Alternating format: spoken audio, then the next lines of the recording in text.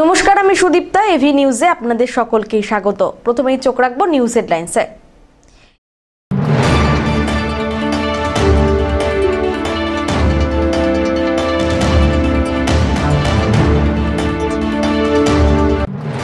ফের বিপজ্জনক চেষ্টা। জল্পেশ মন্দিরে যাওয়ার জন্য নদীর ওপরে রেল সেতুতে ট্রেনের চেন টেনে পুণ্যার্থীদের ট্রেন দাঁড় করানোর চেষ্টা।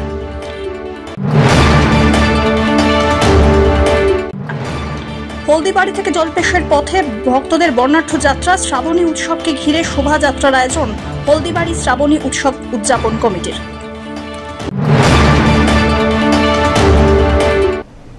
এবার আসছে বিস্তারিত সংবাদে। ফের বিপজ্জনক চেষ্টা। জল্পেশ মন্দিরে যাওয়ার জন্য ভরা তিস্তা নদীর ওপরে রেল সেতুতে চেন টেনে ট্রেন দাঁড় করিয়ে নামার চেষ্টা পুণ্যার্থীদের। গত রবিবারের পর আবারও শিবতীর্থ জল্পেশে যাওয়ার জন্য তিস্তা রেল সেতুর ওপর চেন টেনে দাঁড় করানো হলো ট্রেন। এবার নিউ আলিপুরদুয়ার থেকে শিয়ালদাগামী তিস্তা তোরসা এক্সপ্রেসের ট্রেন দাঁড় করিয়ে তা থেকে নামার চেষ্টা চালায় পুণ্যার্থীরা। তবে এবার পুণ্যার্থীদের সেই চেষ্টা ব্যর্থ করল আরপিএফ এর হাতে আটক 8 পুণ্যার্থী। তাদের মধ্যে 3 জনের বিরুদ্ধে মামলা দায়ের করে পিআর বন্ডে ছাড়ে আরপিএফ। 3 জনকেই জলপাইগুড়ি আদালতে হাজিরা দেওয়ার নির্দেশ দেওয়া হয়েছে। জল্পেশ মন্দিরে আসার জন্য পুণ্যার্থীদের এই বিপজ্জনক প্রবণতায় রীতিমতো উদ্বিগ্ন সব মহল। শ্রাবণ মাসের প্রতি রবি ও সোমবার তিস্তা রেল সেতুর আগে পুণ্যার্থীদের জন্য যাতে দোমোহনীতে 1 মিনিট ট্রেন দাঁড় করানো যায়, এই নিয়ে আলোচনা শুরু হয়েছে। বেআইনিভাবে ট্রেনকে দাঁড় করানো আর সেখানে পুণ্যার্থীরা যেভাবে নামছে, এটা শুধু বেআইনি নয়, এটা ঝুঁকিপূর্ণ ব্যাপার। তো মানুষের জন্যই তো আইন। এখন কেউ যদি ট্রেন থেকে নামতে গিয়ে নদীতে পড়ে যায় কিংবা বড় কোনো দুর্ঘটনা ঘটে, তার জন্য কিন্তু এর জন্য অনেককে কৈফিয়ত দিতে হবে। আমরা কেউই চাই না। আমি রেলওয়ের কাছে অনুরোধ করব, পুণ্যার্থীদের কথা মাথায় রেখে তিস্তা ব্রিজ অতিক্রমণ করবার আগে ছোট দমনি বলে একটা হল্ট আছে, সেই হল্টে যদি ট্রেনটা একবার দাঁড়িয়ে যায় 1 মিনিটের জন্য, তাহলে লোকগুলো নেমে পড়তে পারে এবং তাতে মানুষেরও সুবিধা হয়। 3 জনকে তো গ্রেপ্তার করা হয়েছে। দেখুন, আইন ভাঙলে কিন্তু গ্রেপ্তার করবেই, কিন্তু সেদিক থেকে এটাও কামনাকে তারা পূর্ণ করতে এসছে। তো স্বাভাবিক কারণে রেলওয়ের কাজ করেছে, রেলওয়ে পুলিশ তাদের কাজ করেছে। কিন্তু যদি একটু রেলওয়ে যদি মনে করে একটা হল্টে 1 মিনিটের জন্য দাঁড় করিয়ে দিবে, ট্রেনটা দাঁড়াবে এবং তৎক্ষণাৎ রওনা হবে, যেটা হল্টে হয়। এটা হলে পরে এই ব্যাপারটাকে এড়িয়ে যাওয়া যায়। শ্রাবণ মাস চলছে। বাবা ভোলানাথের ভক্তরা দেশের বিভিন্ন প্রান্ত থেকে জল্পেশ মন্দিরে বাবা ভোলানাথের মাথায় জল ঢালতে আসছেন। বিভিন্ন গাড়ি নিয়ে ট্রেনে করে আসছেন। যারা ট্রেনে করে আসছেন তাদের জন্য বিভিন্ন জায়গায় ট্রেনের স্টপেজ বাড়িয়ে দেওয়া হয়েছে। তারপরেও দেখা যাচ্ছে কিছু ভক্তরা তারা ট্রেনে করে যারা আসছেন তারা তিস্তা ব্রিজে ঠিক ব্রিজটা পার করার পরেই ট্রেনের চেন টেনে ট্রেনটাকে দাঁড় করাবার চেষ্টা করছেন এবং করেওছেন। এটা দুর্ভাগ্যজনক। কারণ হচ্ছে এটাতে দুর্ঘটনা ঘটে যেতে পারে। ট্রেনে প্রচুর মানুষ থাকে এবং এতে রেল কর্তৃপক্ষের একটা সমস্যার সম্মুখীন হতে হয়, কারণ সেই রুট দিয়ে অনেক ট্রেন চলাচল করে। আমি ভক্তদের কাছে আবেদন করব যে আপনারা এরকম করবেন না। নির্দিষ্ট স্থানে ট্রেন থামলে সেখান থেকে ট্রেনে নামুন, নেমে বাবা ভোলানাথের মাথায় জল ঢেলে আপনাদের মনোকামনা পূর্ণ হোক সেই প্রার্থনা করুন। এবং রেল দপ্তরের কাছে একটা আবেদন থাকবে যাতে আর একটি রোববার রয়েছে, সোমবার পরের দিন জল ঢালবে, সব ভক্তরা আসবে, যাতে তিস্তা ব্রিজের কাছাকাছি কোনো হল স্টেশনে ট্রেনটিকে দাঁড় করিয়ে সেখানে ভক্তদের যাতে নামার ব্যবস্থা করা যায়, যাতে ভক্তরা অনেক দূর থেকে হেঁটে আসতে না হয়। যেই কারণে তারা ট্রেনের চেন টানছেন, সেখান থেকে যাতে একটা সুরাহা বের করা যায়, যাতে কোনো রকম দুর্ঘটনা না ঘটে, ভোলানাথের কাছে সেই প্রার্থনাই করব। পিনাকি শীলের রিপোর্ট।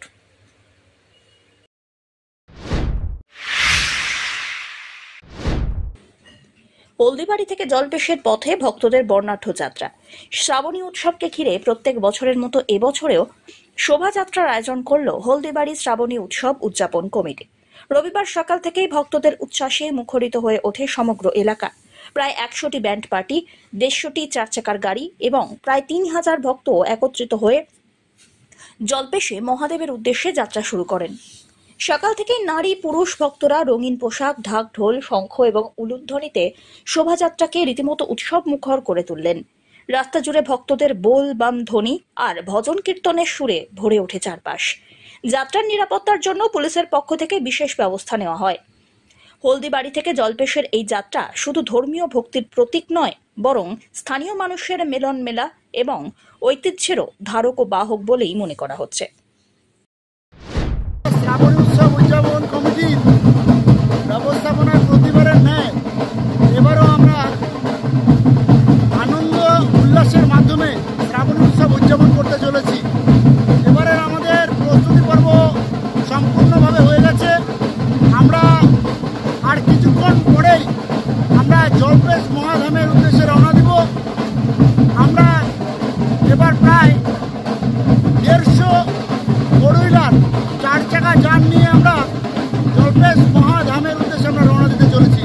সঙ্গে আমাদের 100 জন ব্যান্ড পার্টি রয়েছে, তারা আমাদের সঙ্গে আনন্দ উল্লাসের মাধ্যমে আজকে আমরা বাবা ভোলেনাথকে দর্শন করতে যাব। সব্যসাচী মজুমদারের রিপোর্ট।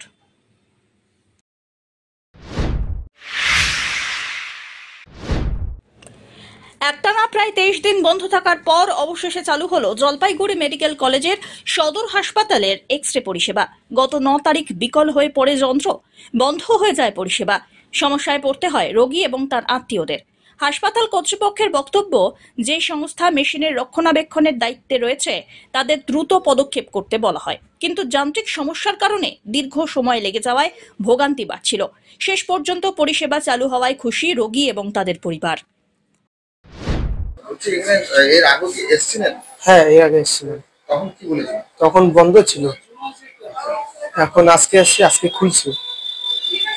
মানে বহুত সমস্যা ছিল, এই এক্সরে বাইরে করতে গেলে অনেক টাকা লাগে। হ্যাঁ, যেমন আমি খুব গরিব মানুষ, আমি করতে পারিনি, আমার 4টে এক্সরে করতে লাগে, আমি পাইনি। আজকে নিয়ে 3 দিন আসি, আজকে আসছি, আজকে হইল। ভালো হলো? হ্যাঁ, হয়ে গেছে। খুশি আপনারা? হ্যাঁ, খুব খুশি। আর একটু আগে হলে ভালো হতো। হ্যাঁ, আর একটু আগে ভালো হতো, সময়টা বেশি লাগলো। এখন এর আগে কি এর এসেছিলেন? আগে আসলাম কদিন আগে এসেছিলেন? মোটামুটি 10 দিন। তখন কি অবস্থা ছিল? খারাপ ছিল। আর আজকে? আজকে তো ঠিক করলো, আজকে এই সকালবেলা ঠিক করলো। আর কি এক্সরে ছিল আপনার? ফাইভ। এর আগে থাকলে আরো ভালো হতো। ভালো আছে। আজকে হলো? আজকে হয়নি, হলো, এই জমা দেবো। আজকে হবে? আজকে হবে। আপনারা মানে খুশি? খুশি তো ঠিকই, কিন্তু এই এরকম করে অনেক যাতায়াত ভাড়া লাগে, এরকম খরচা লাগে। যদি ভালো থাকে তাহলে ভালোই থাকে। বলছি এর আগে কি এসেছিলেন? আমি এর অনেক আগে আসছি, তখন হয়েছে, কালকে আসছি, কালকে বন্ধই ছিল, মেশিনটা নাকি খারাপ ছিল, এখন আবার আজকে আসছি। আজকে হলো কি? এখনো হয়নি, জমা দেবো। এই এক্সরে বাইরে করতে গেলে তো প্রচুর খরচা। হ্যাঁ, সে তো হচ্ছে, আমার দ্বারা কি আর বাইরে করা কি আর হয়? এটা হলো খুশি হতো। এটা হয়ে যদি এবার রোগটা ভালো হয় বা ধরা পড়ে জিনিসটা, তাহলে তো আমাদের জন্য ভালো হয়। ভালো হওয়ার জন্য তো এক্সরে করা। একটা যান্ত্রিক ত্রুটি ছিল, যেটা মেরামত করতে একটু টাইম লেগে গেল। পেশেন্টের খুব অসুবিধা হয়েছে। আমরা সবার ফোন নম্বর রেখেছিলাম, সবাইকে যোগাযোগ করা হচ্ছে এবং প্রতিদিন 150 মতন করে এক্সরে করা হচ্ছে। আর 24 ঘন্টা আমরা পরিষেবা দিই। তাহলে মানে মানুষ যেগুলো সমস্যায় পড়েছিল এগুলো অনেকটাই রেহাই পেল, আর কিছুটা কষ্টও পেয়েছে মানুষ এতদিন বন্ধ ছিল বলে। আমরা এখন খুব খুশি যে মেশিন ঠিক হয়ে গেছে এবং পরিষেবা দিতে পারছি। পিনাকি শিলের রিপোর্ট।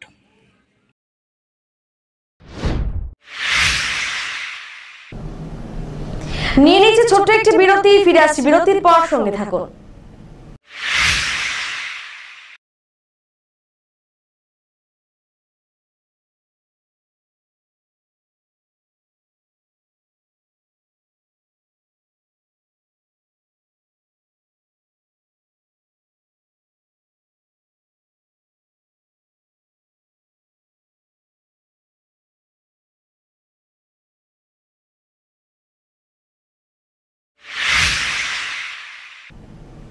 ফিরে এলাম বিরতির পর। শারদোৎসবের আগমনী সুর বাজতে শুরু করেছে, আর সেই সুরে তাল মিলিয়েই জলপাইগুড়ি শহরের পান্ডাপাড়ার পাকাপুল সার্বজনীন দুর্গাপুজোর প্রস্তুতি শুরু হলো খুঁটি পুজোর মাধ্যমে। সোমবার পান্ডাপাড়ার বউবাজার পাকাপুল সংলগ্ন পুজো মণ্ডপ চত্বরে আয়োজিত হয় খুঁটি পুজো, পরিচালনায় মিলঝিল ক্লাব। এই দিনের এই খুঁটি পুজোয় উপস্থিত ছিলেন 11 নম্বর ওয়ার্ডের কাউন্সিলর মানসী রায় বিশ্বাস, ক্লাবের সমস্ত সদস্য, এছাড়াও পাড়ার বিশিষ্টরা। খুঁটি পুজোয় পূজার্চনা করেন পুরোহিত, মন্ত্রপাঠের মাধ্যমে শুরু হয় পুজোর আনুষ্ঠানিক কাজ। উৎসবের প্রারম্ভিক দিনে এলাকা জুড়ে উৎসাহ ছিল চোখে পড়ার মতো। এই বছর এই পুজো 68 বছরে পা দিল। উদ্যোক্তারা জানাচ্ছেন, সাবেকিয়ানার ছোঁয়া বজায় রেখেই এবছর মণ্ডপ শৈল্পিকভাবে সজ্জিত হচ্ছে। সনাতন রীতিনীতি মেনেই 4 দিনের দুর্গোৎসব হবে বলে তাঁদের বক্তব্য। এবারে দর্শনার্থীদের ভিড়ে মুখর হয়ে উঠবে পান্ডাপাড়া এলাকার এই ঐতিহ্যবাহী পুজো মণ্ডপ, এমনটাই আশা উদ্যোক্তাদের। পুজো কমিটির সম্পাদক দীপঙ্কর ঘোষ কি বললেন, শুনুন। এবার আমাদের খুঁটি পূজা হলো আজকের দিনে, 68তম বর্ষ আমাদের। প্রতি বছরের মতন আমরা এবার সবাইখানে আনায় পূজাটা করব। আমাদের মেন উদ্দেশ্য পুজোটা ঠিক করা, তারপরে আমাদের চিন্তা ভাবনা এখনো হয়নি যে কি করব, তবে আমরা ভালো কিছু করার একটা চিন্তা ভাবনা আমাদের আছে। কত বাজেট পুজোর দিন সামাজিক কি অনুষ্ঠান হবে, কি বিষয় যদি বলেন? আমাদের কিছু তো রীতিনীতি আছেই এবং সমাজে কিছু কাজ আমরা করি, তবে আমাদের 3.5-4 লাখ টাকা বাজেট আছে। আর পুজোর দিন কি সাংস্কৃতিক অনুষ্ঠান? সাংস্কৃতিক অনুষ্ঠান মানে আমাদের হচ্ছে ওই আরতি প্রতিযোগিতা হয়, বাচ্চাদের আঁকা হয়, তারপরে আমরা কিছু খিচুড়ি বিতরণ করি। আর যদি পারি, এবার আমাদের ইচ্ছা আছে, এখনও জানি না কি হবে, বস্ত্র বিতরণ যদি পারি।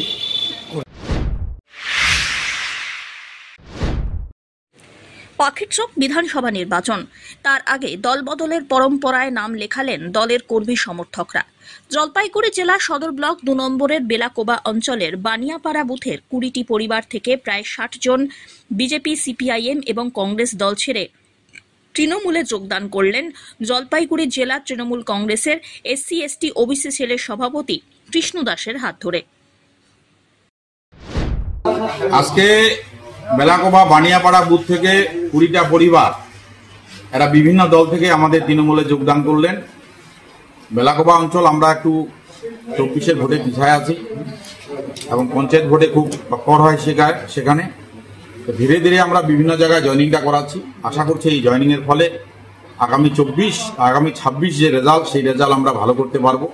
আমাদের টার্গেট হচ্ছে আগামী 26 যাতে আমরা রেজাল্টটা ভালো করতে পারি, বেলাকোবায় যাতে আমরা জয়যুক্ত হতে পারি। কারণ আমাদের বিধানসভা প্রায় 12টা অঞ্চল আছে। এই 12টা অঞ্চলে তার মধ্যে বেলাকোবা একটা অঞ্চল। এই বেলাকোবা অঞ্চলে যদি আমরা লিডটা বেশি করতে পারি তাহলে আমাদের বিধায়ক জেতাতে খুব সহজ হবে এবং আমরা বিধায়ক অনায়াসে জিততে পারবো। ধীরে ধীরে আমাদের শক্তি বেলাকোবায় বাড়ছে। আশা রাখছি আগামী দিন আরো শক্তি বৃদ্ধি হবে, আরো লোক জয়েনিং করবে, যোগাযোগ রাখছে। শেষ করবার আগে নিউজ হেডলাইন্স আরো একবার।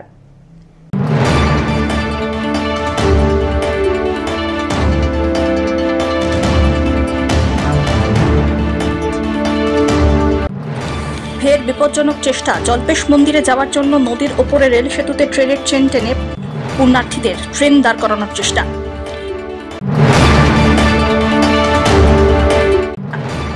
হলদিবাড়ি থেকে জল্পেশের পথে ভক্তদের বর্ণাঢ্য যাত্রা, শ্রাবণী উৎসবকে ঘিরে শোভাযাত্রার আয়োজন হলদিবাড়ি শ্রাবণী উৎসব উদযাপন কমিটির।